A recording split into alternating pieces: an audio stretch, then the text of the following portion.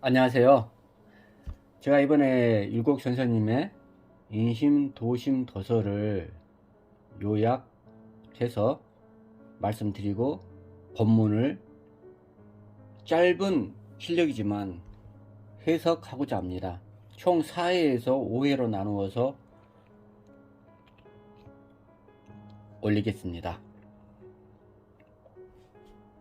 사람의 마음이란 본래 매우 오묘해서 그 실체를 파악하기가 쉽지 않죠. 마음에 대한 관심은 오랜 것으로 보이며 인심도심설의 문제도 그 중에 하나입니다. 중국 철학사에서 인심도심설에 대한 문제가 처음 나타난 것은 기록상으로는 여순시대로 봅니다. 이는 중국의 고전인 서경의 기록에 근거를 둔 것이죠. 서경의 대우무편에는 다음과 같은 구절이 있습니다. 인심은 이태하고 도심은 힘이 아니 오직 정하고 일하여야 진실로 그 중을 잡으리라. 한문으로 말하면 인심유의 도심유미 유정유일 윤집골중입니다. 저도 처음에 서경 공부할 때 이 뜻을 잘 몰랐었는데 공부를 하다 보니까 조금씩 알게 되었습니다. 이 말은 중국 고대의 순임금께서 자신의 임금 자리를 우임금에게 넘겨주면서 마음을 조심하고 살피라는 뜻으로 한 것입니다. 그런데 이 16글자의 한자어에 담긴 뜻이 매우 함축적이어서 보다 상세한 해석이 필요하게 됩니다. 후대에 논어나 순자와 같은 책 인심도심과 관련된 구절이 나타나기는 하지만 그 해석은 만족할 만한 것이 되지 못합니다. 그러다가 12세기 송나라의 주자께서 이 문제가 본격적으로 관심의 대상으로 만들었습니다. 주자께서는 사서 중에 하나인 중용의 머리글에서 인심도심에 문제의 의의를 부여하고 철학적인 해석을 시도하였습니다. 그 일부를 인용해보면 다음과 같습니다. 마음의 허령 지각은 하나뿐이다. 하지만 인심과 도심에 다른 점이 있다는 것은 마음이 혹은 형기의 사사로움에서 나오기도 하고 혹은 성명의 올바름에서 근원하기도 한다. 그 지각함이 같지 않기 때문이다. 그러므로 인심은 이태해서 불안하고 도심은 미묘해서 보기가 어렵다. 그러나 사람이면 누구나 그 형기를 가지고 있기 때문에 아무리 어리석은 사람일지라도 도심이 없을 수는 없는 것이다. 여기서 도심은 우리가 흔히 말하는 참나입니다.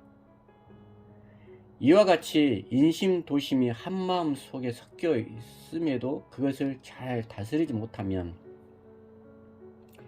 이태로운 인심은 더욱 이태로워지고 미묘한 도심은 더욱 미묘해져서 천리의 공이 마침내 인욕의 살을 이길 수 없을 것이다. 정하면 인심과 도심의 사이를 살펴서 섞이지 않는 것이요. 일하면 그 본심의 올바름을 지켜서 이로부터 떠나지 않는 것을 말한다. 이와 같은 주자의 글에 의하면 인심이란 대체로 인간의 신체적 기운에서 나타나는 것이요.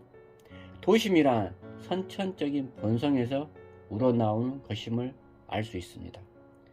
말하자면 우리의 마음을 비추어 볼 때 순수하게 도덕적인 것은 도심이요. 그 자체로서 부도덕한 것은 아니지만 신체적인 가운데 그 기운에 따라서 부도덕으로 흐를 위험성이 높은 것은 인심인 것입니다. 사람의 마음이 원래는 한 마음이지만 그것이 작용할 때 의리를 따라서 나타나면 도심이요. 신체상의 어떤 욕구를 따라서 나타나면 인심인 것입니다. 그러므로 도심에 대해서는 선하다고 말할 수 있고 인심에 대해서는 선한 경우와 악한 경우와 같이 있을 수 있는 것입니다. 도심이란 곧 도덕적인 마음입니다. 이것이 순수하게 착한 마음이라는 것은 인간의 본성이 타고날 때부터 착하다고 보는 것에 근거를 둔 것입니다. 그리하여 도심은 인간에게 있는 치근하게 여기는 마음, 부끄러워하는 마음, 사양하는 마음, 그리고 옳고 그름을 구별하는 마음의 표현이라고 할 수 있습니다. 이게 사단이죠. 이와 같은 마음은 일단 인간의 감각적인 욕구가 배제된 상태에서 나타나는 것입니다. 그러므로 순수하게 양심에 따라서 행동한다면 이것이 곧 도심이 나타나는 경우라고 할 수 있습니다. 그런데 도심은 성질상 매우 미묘한 것입니다. 그러므로 마음의 깊은 곳을 잘 살피지 않으면 도심을 깨달을 수 없고 그러한 점에서 욕심에 흐려지기 쉽습니다. 도심은 도덕적인 마음이지만 사람은 욕심이 발동하기가 쉽기 때문에 도심은 희미하다고 성경에서 표현한 것입니다. 이러한 도심에 비해 인심이란 그 자체를 부도덕한 마음이라고 할 수는 없으나 항상 부도덕으로 흘러갈 위험성이 있는 마음입니다. 즉 인심의 성질은 이태로운 것입니다. 그 이유는 인간에게 감각적인 욕구는 이성적이보다는 감성적이며 그만큼 맹목적이기 쉽기 때문입니다. 배가 고플 때 먹고 싶은 것이나 추울 때 따뜻하게 입고 싶은 것, 정기가 왕성한 이성을 생각하는 일 등은 도덕이 아주 높은 사람도 거절하기가 힘듭니다. 일상생활에서 이러한 마음은 아주 자주 일어나며 그만큼 그 정도를 초과할 위험성이 높습니다. 주자의 표현대로 인심은 이태에서 불안한 것입니다. 바로 서경에서 인심은 이태하다, 인심유의라고 표현한 까닭입니다.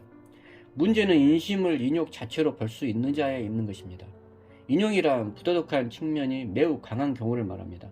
만일 인욕이 부도덕성 그 자체라면 인심이 발동해 인욕에 흐르면 악한 경우가 됩니다. 그리고 인심은 나쁜 방향으로 흐를 가능성이 매우 높습니다. 그러나 배가 고플 때 음식을 찾고 정기가 왕성할 때 이성을 생각하는 마음은 그 자체로서는 나쁜 마음이 아닙니다. 그러므로 인심 자체는 선악을 함께 포함하고 있다고 봄이 옳습니다. 인심과 도심의 이와 같은 성격 때문에 주자는 사람으로서 취할 수 있는 정의의 자세를 강조합니다.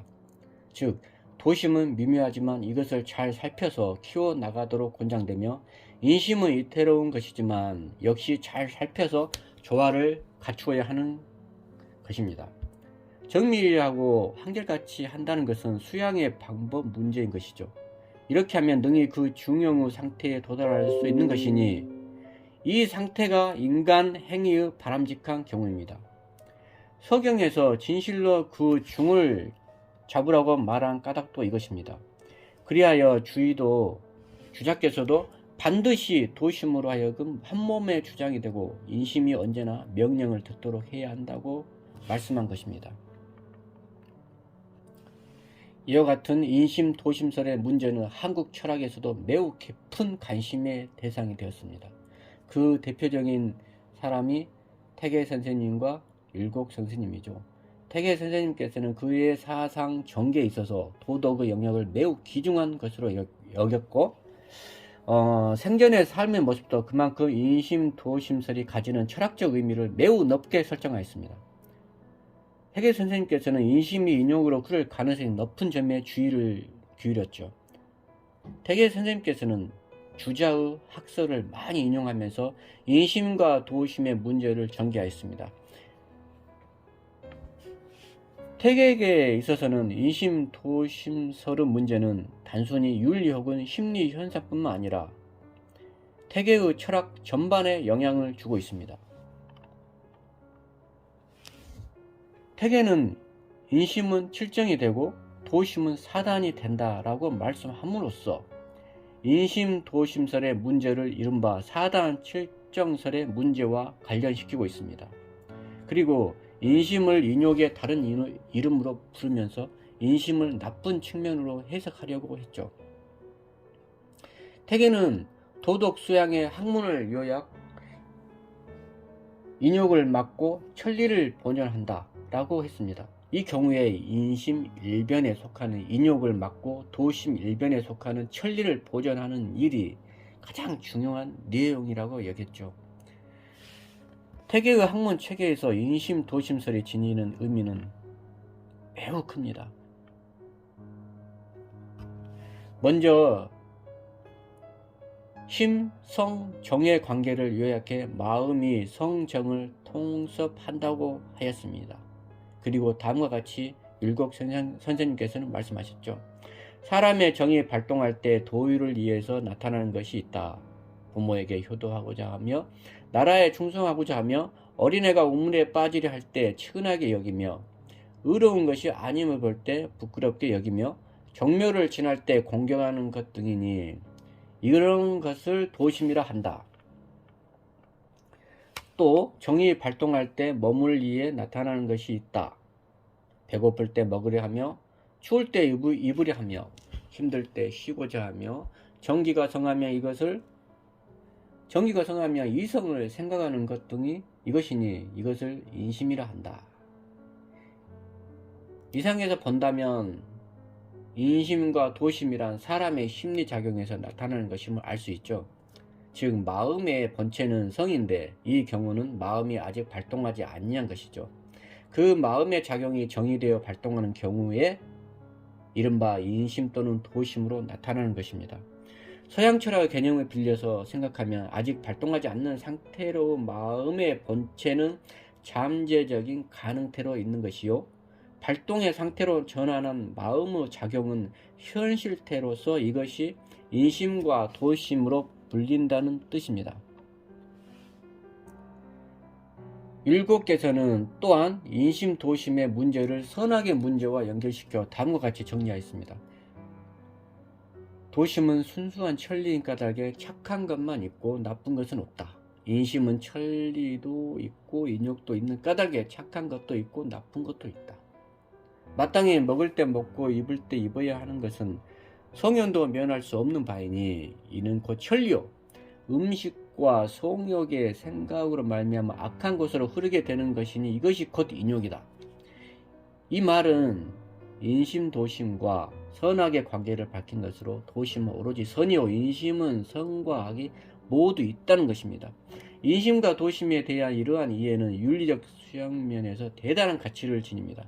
즉 사람은 자신의 행위를 선택할 수 있다는 자유 의지를 인정하고 있는 점입니다. 실제로 율곡께서는 사람의 기질이란 고칠 수 있는 것이며 인간의 도덕성은 함양할 수 있다고 보고 있습니다. 태계와 달리 이 율곡 선생님께서는 사단이 도심인 것은 가능하지만 실정은 인심과 도심을 합한 것이라고 주장합니다. 이러한 주장은 율곡의 철학 체계에서 실정이 사단을 포함하고 나아가 실정이 사단을 포함하고 있다는 논리적인 구조에서 유리합니다. 율곡께서는 인심과 도심은 서로 시작과 끝의 관계가 있다는 이른바 인심, 도심, 종시설을 주장합니다. 인심과 도심은 서로 쌍립에 나타나는 것이 아니라 처음에 인심이던 것이 나중에 도심이 되고 처음에 도심이던 것이 나중에 인심이 된다는 설로서 인심과 도심의 상호작용을 밝혀주는 의미가 있습니다. 인심, 도심, 종, 시설은 다른 유학자들에게는 찾기 어려운 독특한 주장이지만 사람의 마음이란 본래 비어있는 것입니다. 그런데 그 마음의 바깥 세계와의 접촉에 따라 움직이게 되는 바 그때의 지각이 육체적 감각을 따라가면 인심이고 의리를 따라가면 도심이 됩니다. 현대적인 용어를 빌려 표현한다면 인심은 감성적인 것이요 도심은 이성적인 것이 됩니다. 이 감성적인 욕구를 옛 사람들은 인욕이라 불렀고 이성적인 도의를 천리라고 표현하였습니다. 그런데 여기에서 욕구, 인욕 자체를 악한 것으로 생각했던 학자들은 이를 가능한 한 억제해 현실 생활에 나타나지 않는 것을 윤리적 이상으로 여겼습니다. 따라서 인욕을 최대한 억제하려는 방향으로 이론을 전개하였죠. 하지만 이는 현실적인 인간에게는 매우 어려운 일입니다. 정말 하기 어렵죠. 그리하여 율곡께서는 인심의 유선유악의 두 측면을 인식하면서 선한 측면은 부도덕한 것으로 여길 필요가 없으며 주로 악한 측면을 잘 살피고 조절해 통섭할 것을 말씀하셨습니다. 이상으로 간단히 본문을 들어가기 전에 요지를 설명드렸습니다. 본문은 율곡께서 돌아가시기 전 47세 때 선조 임금의 교지를 받들어 지어 올린 것으로 율곡 선생님의 철학 사상을 요약 정리한 정말 탁월한 논문이라고 할 수 있습니다.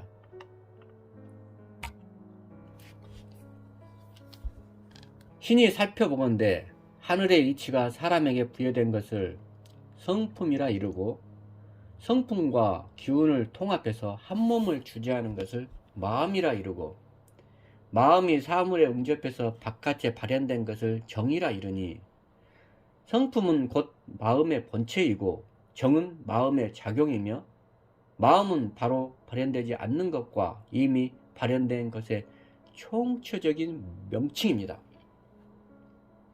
그러므로 마음이 성품과 정을 통괄한다고 말한 것입니다. 이게 바로 심통성정이죠. 성품의 세부적인 항목에는 5가지가 있으니 인, 의, 예, 지, 신이고 정의 세부적인 항목에는 7가지가 있으니 희, 노, 예, 락, 예, 오, 욕이 있습니다. 정의 발현되면은 또한 도를 위해서 발현되는 것이니 자기의 어버이에게 효도하고 싶어함과 자기 임금에게 충성하고 싶어함과 어린아이가 샘물에 빠지는 것을 보면 치근해함과 옳지 않는 것을 보면 부끄러워하고 미워함과 종묘를 지나면 공경하는 마음을 갖는 것과 같은 것들이 여기에 해당하며 이것을 곧 도의 마음이라 이릅니다. 또 이목구비와 몸을 이해해서 발현되는 것이 있으니 배고프면 먹으려고 함과 추우면 입으려고 함과 정력이 성하면 남녀 관계를 생각함과 같은 것들이 여기에 해당하며 이것을 곧 사람의 마음, 인심이라고 이르는 것입니다.